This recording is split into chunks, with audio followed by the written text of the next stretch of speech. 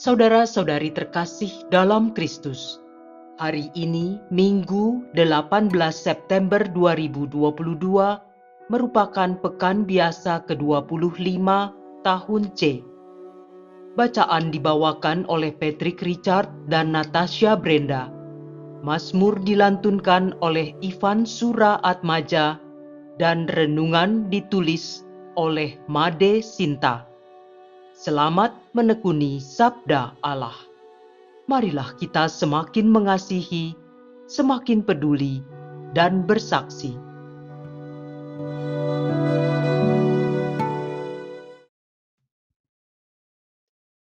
Dalam nama Bapa dan Putra dan Roh Kudus. Amin. Tuhan, Engkau memberikan kepada kami firman-Mu.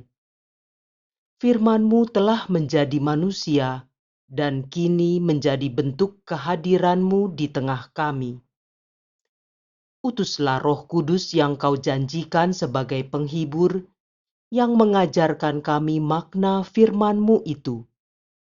Kiranya inspirasinya membantu kami memahami firman yang telah ditulis dengan inspirasi ilahi. Jadikan pula kami melalui hembusan roh-Nya, tanah-tanah yang subur bagi pertumbuhan firman-Mu, hingga menghasilkan buah berkelimpahan.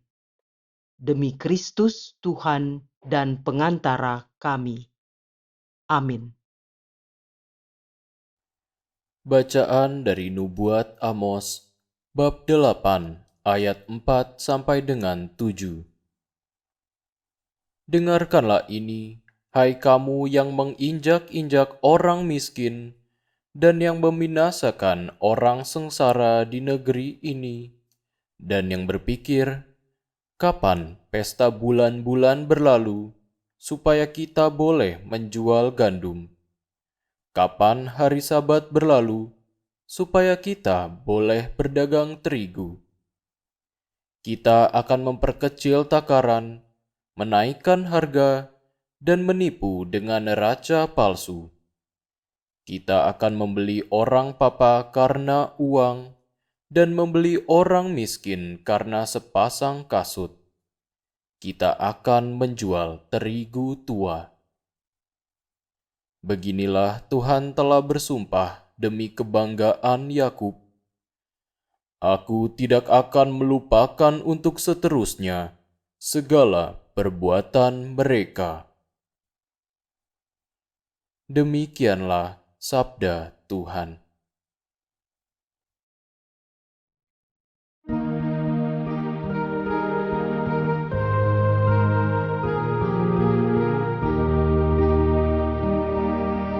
Pujilah Tuhan yang mengangkat orang miskin. Pujilah hai hamba-hamba Tuhan. Pujilah nama Tuhan. Kiranya nama Tuhan dimasyurkan sekarang dan selama-lamanya.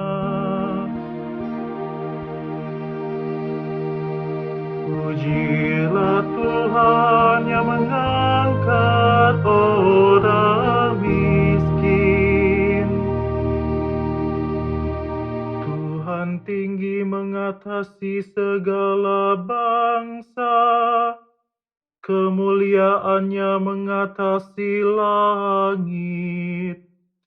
Siapakah seperti Tuhan Allah kita, yang diam di tempat tinggi, yang merendahkan diri untuk melihat ke langit dan ke bumi.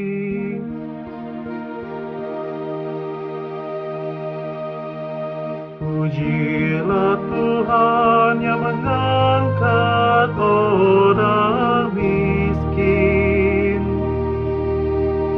Ia menegakkan orang yang hina dari dalam debu dan mengangkat orang yang miskin dari lumpur, untuk mendudukkan dia bersama-sama para bangsawan, bersama dengan para bangsawan bangsanya.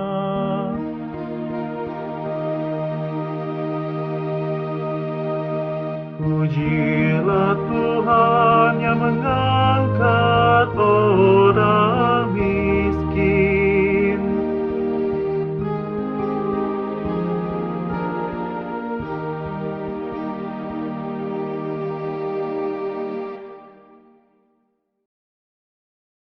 Bacaan dari surat pertama Rasul Paulus kepada Timotius, bab 2, ayat 1 sampai dengan 8.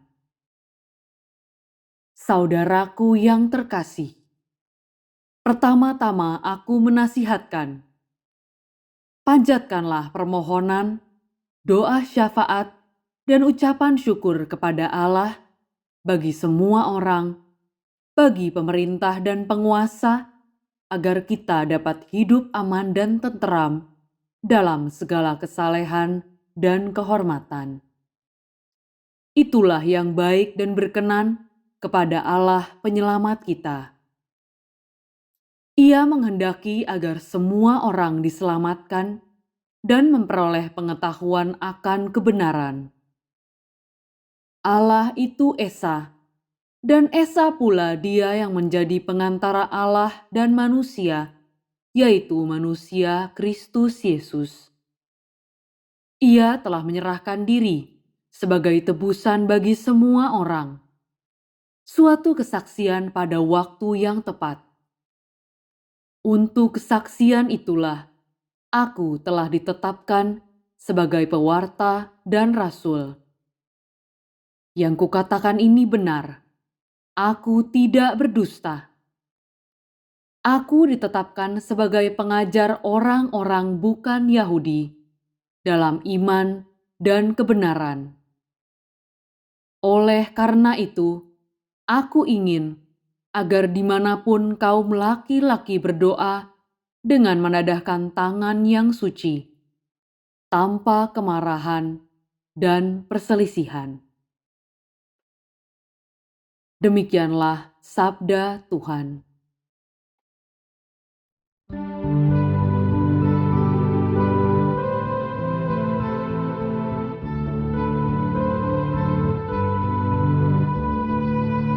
Haleluya, haleluya, haleluya. Yesus Kristus menjadi miskin sekalipun Ia kaya, supaya karena kemiskinannya kamu menjadi kaya. Haleluya, haleluya, haleluya. Haleluya, haleluya, haleluya.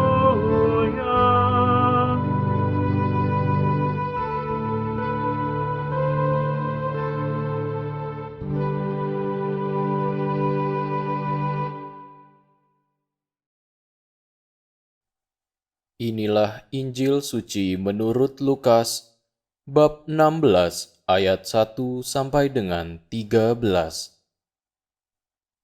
Sekali peristiwa, Yesus berkata kepada murid-muridnya, "Ada seorang kaya yang mempunyai seorang bendahara. Kepadanya disampaikan tuduhan bahwa bendahara itu menghamburkan miliknya. Lalu si kaya itu memanggil bendahara itu dan berkata, 'Apakah yang telah kudengar tentang engkau?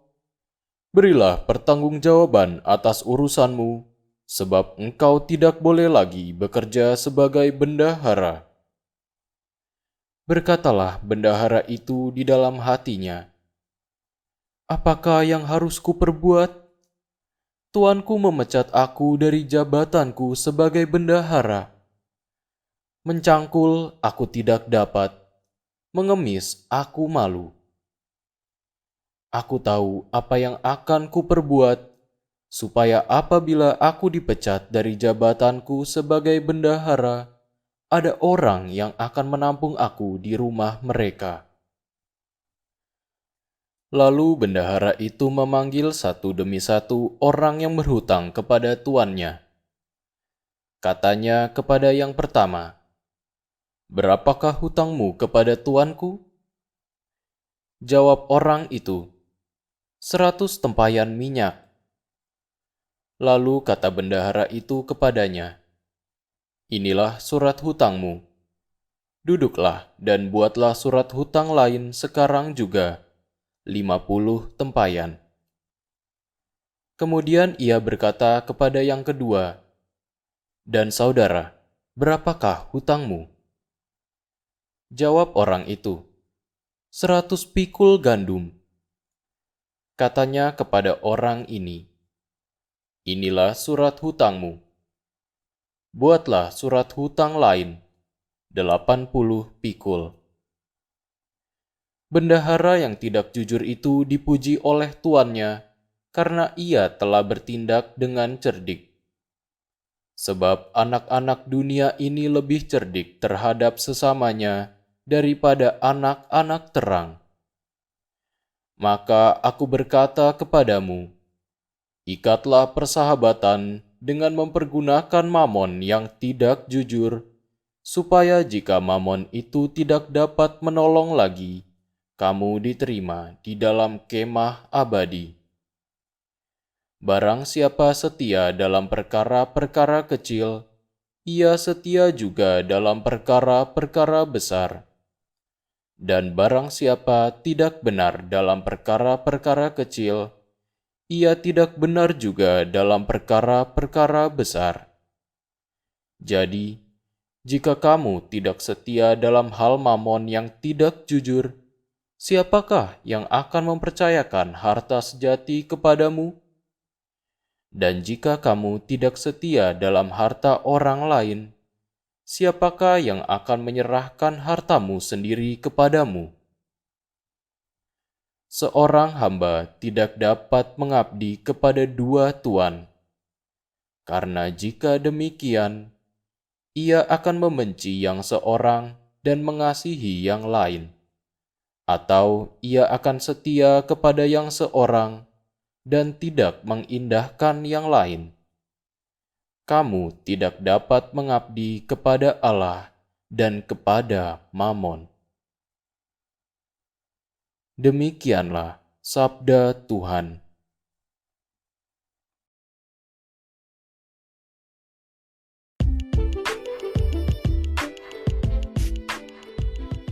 Mengolah batin dan perilaku. Renungan dibawakan oleh Laurencia Ineke.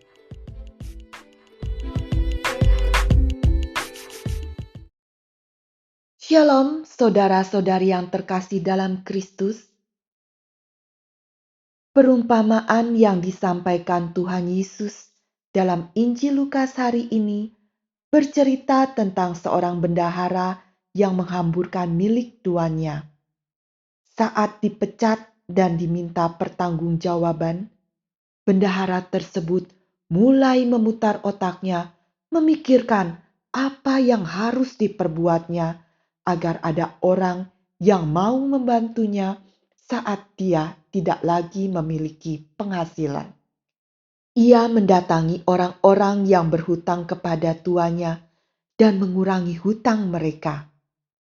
Ketika tuannya mendengar hal tersebut, ia memuji bendahara yang tidak jujur sebagai orang yang cerdik. Sebab anak-anak dunia ini lebih cerdik terhadap sesamanya daripada anak-anak terang. Demikian dalam Injil Lukas bab 16 ayat 8. Ketika membaca pujian sang tuan kepada bendaharanya tersebut, saya teringat akan tafsir yang mengatakan bendahara tersebut mengurangi hutang orang-orang dari komisi yang harusnya ia terima. Tetapi bisa saja Sang Tuan terkesan dengan kecerdikan bendahara dalam membalikan keadaan di saat terjepit, dengan cara yang mendatangkan keuntungan bagi dirinya, sekaligus membangun hubungan yang baik dengan orang-orang yang dikurangi hutangnya. Tuhan Yesus tidak mengajarkan kita untuk hidup tidak jujur seperti si bendahara. Ia menghendaki kita setia dalam perkara kecil dan besar. Tuhan Yesus juga tidak menghendaki kita mengabdi kepada dua tuan, yaitu kepada Allah dan kepada Mamon. Mamon berasal dari kata Aram mamona, yang berarti kekayaan atau keuntungan. Allah adalah Tuhan, Raja, dan Tuan yang kita sembah dan kita layani sepanjang hidup. Allah telah memberikan kekayaan dalam bentuk harta, talenta, tenaga, dan juga waktu. Semua itu adalah miliknya. Allah memberikannya kepada kita untuk digunakan tidak hanya untuk kepentingan diri sendiri, tetapi juga untuk membantu sesama. Pada saat nanti, kita akan diminta pertanggungjawaban oleh Allah. Anak-anak dunia dipuji karena lebih cerdik terhadap sesamanya daripada anak-anak terang. Dan kita adalah anak-anak terang. Semoga dengan hikmat kecerdikan yang kita minta dari Roh Kudus, kita dapat mengelola harta kekayaan Allah yang dititipkannya kepada kita untuk membantu mengurangi beban dan kesulitan sesama, dan juga membantu relasi yang baik dengan mereka. Dengan demikian, semoga kita dapat membawa anak-anak dunia kepada Sang Terang, dan kelak kita akan diterima di kemah abadi. Marilah kita berdoa. Tuhan Yesus yang baik, terima kasih atas kisah perumpamaan yang sangat menarik hari ini. Mohon ampun bila kami masih suka fokus dalam mencari kekayaan duniawi dan suka menganggap apa yang kami miliki adalah hasil usaha kami sendiri dan menggunakannya sesuai keinginan. Mohon berikan kami hati yang penuh kasih, sehingga dengan rela mau berbagi dengan sesama. Semoga melalui persembahan, karya, dan kasih yang kami berikan dapat membawa anak-anak dunia kepadamu. Amin.